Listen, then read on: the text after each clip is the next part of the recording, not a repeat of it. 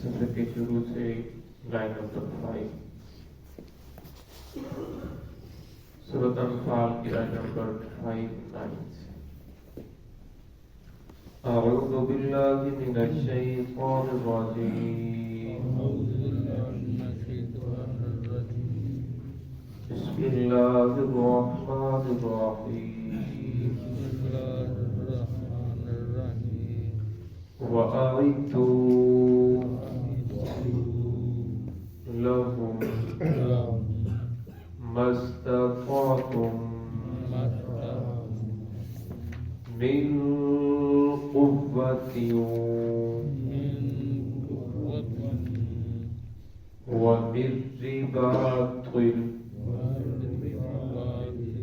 الْخَيْلِ تُرْهِبُونَ به عدو الله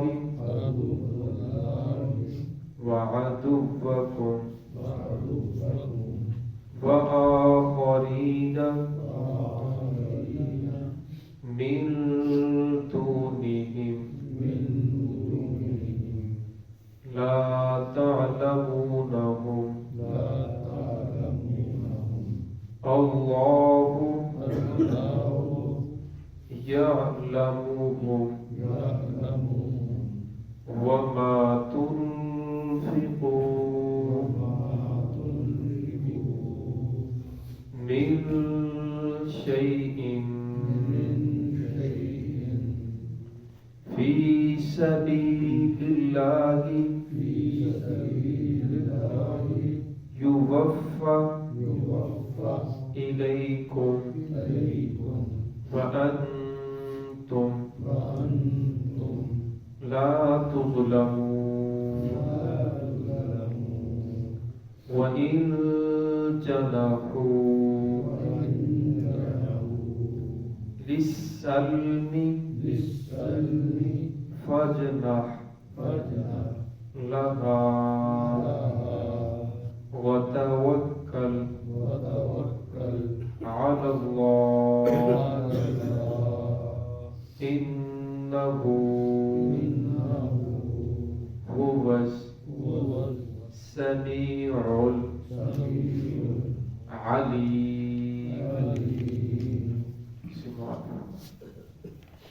بسم الله الرحمن الرحيم.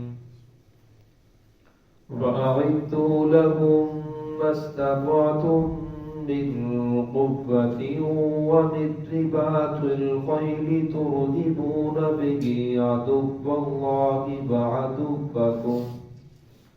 وعدوكم وآخرين من دونهم لا تعلمونهم الله يعلمهم وما تنفقوا من شيء في سبيل الله يوفى إليكم وأنتم لا تظلمون وإن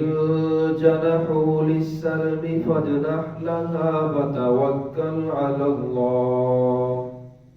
إنه هو السميع العليم. وأعدوا لهم ما استطعتم من قوة، اور آپ تیار رکھیں ان کے لیے یعنی کافروں کے لیے مستطاعتم جتنی تم میں طاقت ہے استطاعت ہے من قوت اپنی قوت تیار رکھو ومن رباط الخیل اور پلے ہوئے گھوڑے ترہبون به عدو اللہ وعدوکم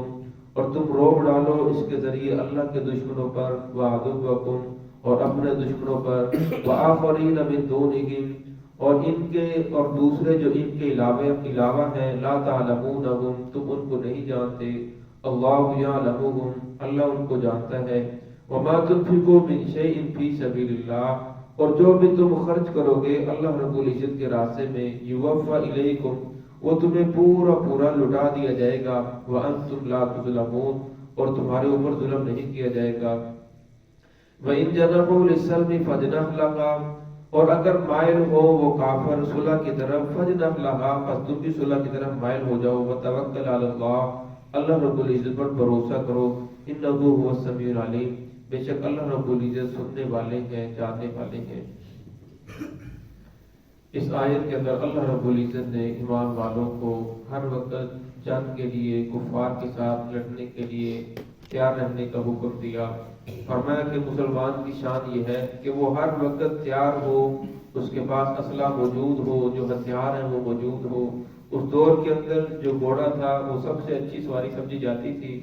اور آج کے دور کے اندر بھی پہاڑی علاقوں میں جہاں گاڑی نہیں جا سکتی تو گھوڑوں کے ذریعے سے سامان لے کر جاتے ہیں۔ مجاہدین بھی ایسے علاقوں میں جہاں گاڑیاں نہیں جاتی، موٹر سائیکل نہیں جاتے، تو وہاں گھوڑوں کے اوپر سفر کرتے ہیں۔ فرمایا آج بھی گھوڑا کام آ رہا ہے۔ صلی اللہ علیہ وسلم نے فرمایا اللہ رب العزت نے گھوڑے کی پیشانی کے اندر قیامت تک کے لیے خیر رکھ دی ہے۔ تو فرمایا تم اپنی تیاری رکھو اور دشمن کے خلاف ہر وقت تیار رہو، اپنے ہتھیار تمہارے پاس ہونے چاہیے۔ اور آگے فرمایا وَمِن رِبَاطِ الْخَيْلِ، اور اپنے گھوڑوں کو بھی پلے ہوئے گھوڑے تمہارے پاس ہونے چاہیے۔ اور آج کے دور کے اندر ہر انسان کے پاس مجاہدین جس طرح کفار کے ساتھ جنگ کرنے کے لیے اسلحہ موجود ہونا چاہیے۔ یہ جو لائسنس والی شرط ہے یہ تو حکومت کی ہے، یہ تو انگریز کی بنائی ہوئی ایک قید ہے، مسلمانوں کے لیے اس نے ایک سزا بنائی ہے، ورنہ شرعی طور کے اوپر کوئی لائسنس نہیں ہے، ہر آدمی کو اسلحہ رکھنے کی اجازت ہے۔ اور فرمایا پھر اسلحہ جو ہے اس کو سیکھنا، وہ کیسے چلایا جاتا ہے، اسے کیسے کھولا جاتا ہے، کیسے بند کیا جاتا ہے، یہ سارا سیکھنا، جس طرح نماز فرض ہے، روزہ فرض ہے، زکوٰۃ فرض ہے، فرمایا اسی طرح انسان مسلمان کے فرائض کے اندر یہ بھی داخل ہے کہ ان چیزوں کو سیکھے، ان چیزوں کے اندر مہارت حاصل کرے۔ تو یہاں اللہ نے شافر میں وَأَعِدُّوا لَهُم مَا اسْتَطَعْتُمْ، اور تیار رکھو ان کے لیے مَا اسْتَطَعْتُمْ، جتنی تمہارے اندر طاقت ہے۔ اور میں کفار سے اسلحہ لینے کے لیے ان کے آگے جھک جانا، کوئی ایسی شرط رکھنا جس کے اندر تمہاری تذلیل ہو، فرمایا ایسا نہیں کرنا، جتنا تم سے ہو سکتا ہے وہ رکھو۔ اب غزوہ بدر کے اندر آپ صلی اللہ علیہ وسلم کے پاس 8 تلواریں تھیں، وہ 8 تلواریں لے کر چل پڑے۔ فرمایا جتنا تمہارے پاس ہے اتنا لے کر چل پڑو، اتنے اسباب اختیار کرو، باقی فتح دینا یا شکست دینا یہ اللہ رب العزت کا کام ہے۔ وَمِن رِبَاطِ الْخَيْلِ، اور فرمایا پلے ہوئے گھوڑے، تُرْهِبُونَ بِهِ عَدُوَّ اللَّهِ وَعَدُوَّكُمْ، فرمایا اس کے ذریعے سے تم ڈراؤ، روب ڈالو اپنے دشمنوں کے اوپر اور اللہ رب العزت کے دشمنوں میں۔ تفسیر کے اندر ایک واقعہ پڑا کہ جس وقت اسرائیل کی اور مصر کی جنگ ہوئی تو مصر کو بہت بری طرح سے شکست ہوئی اور ان کا سارا اسلحہ لے کر چلے گئے۔ اس دور کے اندر جو اسرائیل کی جو صدر تھی، وزیر اعظم تھی، وہ ایک عورت تھی۔ جب اسے انٹرویو لیا گیا کہ آپ نے چھوٹا سا ملک ہو کر کس طرح اسلحہ جمع کیا، تو کہنے لگی کہ میں رسول اللہ صلی اللہ علیہ وسلم کی سوانح پڑھتی تھی، میں نے آپ صلی اللہ علیہ وسلم کی سوانح کے اندر یہ پڑھا، آپ صلی اللہ علیہ وسلم کی سیرت کے اندر یہ پڑھا کہ آپ صلی اللہ علیہ وسلم کا جب آخری وقت تھا، وصال ہونے لگا، تو گھر کے اندر کوئی چیز موجود نہیں تھی، اتنا بھی موجود نہیں تھا کہ جس کے ذریعے سے چراغ روشن کیا جائے۔ پھر آپ صلی اللہ علیہ وسلم کی ایک زرہ تھی، وہ زرہ ایک یہودی کے پاس رہن رکھی گئی، اس رہن کے ذریعے سے کچھ چیزیں لائی گئیں، کچھ ستو، کچھ جو وغیرہ لائے گئے، جو باقی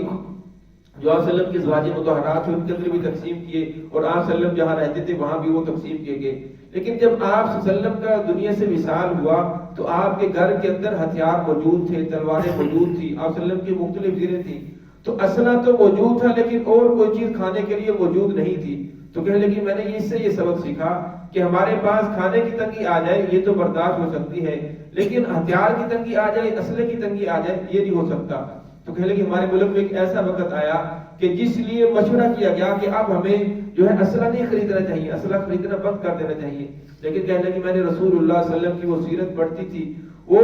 جب سیرت پڑھتی تھی تو میں نے دیکھا کہ آپ صلی اللہ علیہ وسلم کا آخری وقت ہے لیکن گھر کے اندر اسلحہ موجود ہے۔ تو میں نے کہا کہ ہم بھوک تو برداشت کر لیں گے، ہم دو کی جگہ ایک تو کھا لیں گے، لیکن اسلحہ خریدنا یہ بند نہیں کریں گے۔ اس لیے ہمارے پاس وافر مقدار میں اسلحہ تھا، تو اس لیے ہم نے جو ہے مصر کو شکست دی اور ہمیں فتح حاصل ہوئی۔ آج بھی اگر دیکھا جائے تو جتنا اسلحہ اسرائیل کے پاس ہے، اس سے آگے وہ لوگوں کو تقسیم کرتے ہیں، بیچتے ہیں، اتنا کسی کے پاس نہیں ہے۔ تو فرمایا جو کافر ہے، غیر مسلم ہے، وہ تو محمد الرسول اللہ صلی اللہ علیہ وسلم کی سیرت کو پڑھتے ہیں کہ آپ صلی اللہ علیہ وسلم کی سیرت کیسی تھی، آپ صلی اللہ علیہ وسلم کی جوانی کیسی تھی، جوانی کے اندر کیا کیا، بڑھاپے میں آپ صلی اللہ علیہ وسلم کیا کیا، آپ صلی اللہ علیہ وسلم کا جہاد کیسا تھا، آپ صلی اللہ علیہ وسلم کاروبار کیسا تھا، تجارت کیسی تھی۔ فرمایا اس طرح ہر مسلمان کے لیے یہ ضروری ہے کہ آپ صلی اللہ علیہ وسلم کی سیرت کو پڑھے، پھر اسے اپنے عمل کے اندر لانے کی کوشش کرے۔ تو یہاں فرمایا گیا کہ جتنی تمہارے پاس طاقت ہے اس طاقت کو لے کر نکل پڑو، پھر آگے فتح دینا، یہ شکست دینا، یہ اللہ رب العزت کا کام ہے۔ وآخرین من دونہم، فرمایا اس کے علاوہ اور بھی تمہارے دشمن ہیں جو تمہارے ساتھ لڑیں گے، لیکن تم ان کو لا تعلمون، تم ان کو نہیں جانتے، اللہ یعلمہم، اللہ ان کو جانتا ہے۔ پھر ایسا ہی ہوا، آپ صلی اللہ علیہ وسلم کے دنیا سے چلے جانے کے بعد خلافت راشدہ کے دور میں کفار کی بڑی بڑی طاقتوں نے مسلمانوں کے ساتھ جو ہے جنگ ہوئی، تو اللہ رب العزت نے مسلمانوں کو فتح عطا فرمائی۔ جتنی بھی بڑی بڑی طاقتیں تھیں وہ ساری کی ساری کو اللہ رب العزت نے شکست دی۔ فرمایا وما تنفقوا من شیء، اب جب انسان جنگ کرے گا تو انسان کے پاس اسلحہ بھی ہونا چاہیے، اور اسلحے کے لیے مال و دولت کی بھی ضرورت ہے۔ فرمایا وما تنفقوا من شیء، جو بھی تم خرچ کرو گے فی سبیل اللہ، اللہ رب العزت کے راستے میں خرچ کرو گے، اس کے ذریعے سے اسلحہ خریدتے ہو، دشمن سے حفاظت کے لیے، چور سے حفاظت کے لیے، اگر گھر کے اندر کلاشنکوف لا کر آپ رکھتے ہو، بندوق لا کر رکھتے ہو، اس کے اوپر جتنا پیسہ خرچ کر رہے ہو، فرمایا اللہ رب العزت یوفی الیکم، پورا پورا تمہیں لوٹا دیا جائے گا۔ فی سبیل اللہ، فی سبیل اللہ کی مدد کے اندر بہت ساری چیزیں آ جاتی ہیں، مساجد کے اوپر خرچ کرو گے، مدارس کے اوپر خرچ کرو گے، رفاع عامہ میں خرچ کرو گے، غریب یتامین مساکین کے اوپر خرچ کرو گے، فرمایا یوفی الیکم، اللہ رب العزت پورا پورا تمہیں لوٹا دیا جائے گا، لوٹا دیں گے۔ اور پھر وانتم لا تظلمون، تمہارے اوپر ظلم نہیں کیا جائے گا کہ تم خرچ کرتے رہو، تمہارے بدلے میں کچھ نہ ملے، تم نیکی کرو اس کا اجر تمہیں دنیا میں کچھ نظر نہ آئے، فرمایا جو بھی تم خرچ کرو گے تمہیں وہ نظر آئے گا، اللہ رب العزت تمہیں وہ عطا فرمائیں گے۔ فرمایا اگر اللہ کے راستے میں خرچ کرو گے 10 گنا دنیا میں تمہاری آنکھوں کے سامنے تمہیں نظر آئے گا، اللہ رب تمہیں عطا فرمائیں گے، اور فرمایا 70 گنا انسان کو آخرت میں ملے گا۔ تو یہاں اللہ نے شاہ فرمایا اللہ کسی کا قرض اپنے اوپر نہیں رکھتا، اللہ مقروض نہیں ہوتے، فرمایا اگر اللہ کے اوپر کوئی قرض دیتا ہے تو فرمایا اللہ رب العزت اپنے قرض کو واپس لوٹا دیتے ہیں۔ وَإِن جَنَحُوا لِلسَّلْمِ، آگے فرمایا اگر کفار جو ہے وہ شرارتوں سے باز آ جائیں، مسلمانوں کا راستہ نہ روکے، مسلمانوں کو دین سے نہ روکے، دین کے اندر رکاوٹ نہ بنے، فرمایا وہ صلح کی طرف مائل ہو جائے، فَجْنَحْ لَهَا، پھر تم بھی صلح کی طرف مائل ہو جاؤ۔ یہ نہ سوچو کہ یہ صلح اس لیے کر رہے ہیں، یہ بعد کے اندر ایک طاقت بن جائیں گے اور اسلحہ زیادہ جمع کر لیں گے، پھر ہمارے اوپر حملہ آور ہوں گے، فرمایا اللہ کی ذات پہ بھروسہ کرو، اگر وہ صلح کی طرف مائل ہو رہے ہیں تو پھر صلح کی طرف مائل ہو جاؤ۔ یہاں فرمایا کہ اگر کافر مائل ہو پھر مائل ہونا، تو یعنی پہلے کافر مائل ہو، پہلے تم نے نہیں کہنا کہ ہم صلح کرتے ہو، فرمایا اگر تم ایسا کہو گے، فرمایا اس کا مطلب یہ ہے کہ تم کمزوری دکھا رہے ہو، اور فرمایا کافر کو بالکل کمزوری نہیں دکھانی۔ اب جب طواف کرنے حج کے لیے جاتے ہیں، جب طواف کرتے ہیں تو پہلے 3 چکروں کے اندر رمل کیا جاتا ہے، جو بوڑھا آدمی ہے چلنے سے بھی چلا بھی نہیں جاتا، وہ بھی بڑا اکڑ اکڑ کے چل رہا ہوتا ہے۔ اصل کے اندر یہ کفار کو دکھانے کے لیے اللہ رب العزت نے یہ سنت کو جاری کیا۔ جب آپ صلی اللہ علیہ وسلم صحابہ اکرام مدینہ سے مکہ میں طواف کرنے عمرہ کرنے کے لیے آتے تو مسجد حرام کے ادب میں بہت آہستہ آہستہ اور ادب کے ساتھ چلتے، اور یہ جو کفار سے پہاڑ کی چوٹی کے اوپر دائیں بائیں کھڑے ہوتے اور کہتے کہ دیکھو مدینہ کے بخار نے ان کو اتنا کمزور کر دیا ہے، اب جنگ تو ان لوگوں نے کیا کرنی، یہ تو چل بھی نہیں سکتے۔ پھر اللہ رب کی طرف سے حکم آیا کہ اب آپ نے یہاں اکڑ کر چلنا ہے، جو کمزور ہے وہ بھی اس طرح اکڑ کر چلے تاکہ ان کے دلوں کے اندر روک ڈال جائے، ان کی پتہ چلے کہ مسلمان بڑا بہادر ہے۔ تو فرمایا اب پہلے 3 چکروں کے اندر اکڑ کر چلنا یہ ضروری ہے، مردوں کے لیے ہے، عورتوں کے لیے نہیں ہے۔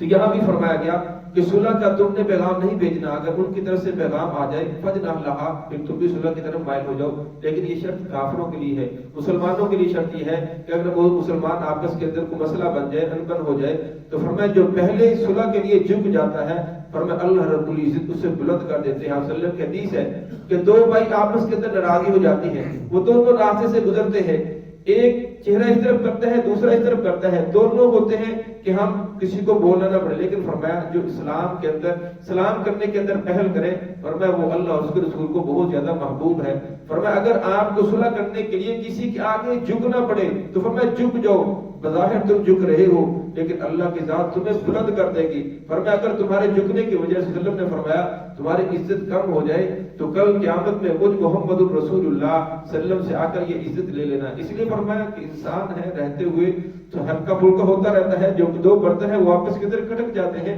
تو فرمایا لیکن اس کو بنیاد بنا کر سالوں مہینوں آپس کے اندر بولنا چھوڑ دینا یہ مسلمان کی شان نہیں ہے، یہ مسلمان کے لیے جائز نہیں ہے۔ فرمایا اگر مسلمان، یہ شرط کافروں کے لیے ہے کہ کافروں کے آگے جھکنا نہیں ہے بلکہ ڈٹ کر رہنا ہے اور ان کے سامنے اکڑ کے رہنا ہے، ورنہ تکبر اللہ کی ذات کو پسند نہیں ہے۔ تو آپ صلی اللہ علیہ وسلم فرمایا لیکن یہاں تمہارا تکبر کرنا، اکڑ کے چلنا، یہ بھی اللہ کی ذات کو بہت زیادہ محبوب ہے۔ فرمایا وتوکل علی اللہ، پھر تم اللہ کی ذات کے اوپر بھروسہ کرو، یہ نہ سوچو کہ کفار کا کوئی طاقت بن جائیں گے پھر ہمارے اوپر حملہ آور ہوں گے۔ فرمایا جو جھک جائیں تو تم بھی جھک جاؤ، اللہ کی طرف مائل ہو جاؤ، فرمایا فتح دینا شکست دینا یہ اللہ رب العزت کا کام ہے، انہ هو السمیع العلیم، فرمایا اللہ رب العزت سننے والے ہیں جاننے والے ہیں۔ دعا ہے کہ اللہ رب العزت ہم سب کو صراط مستقیم پہ چلنے کی توفیق عطا فرمائے۔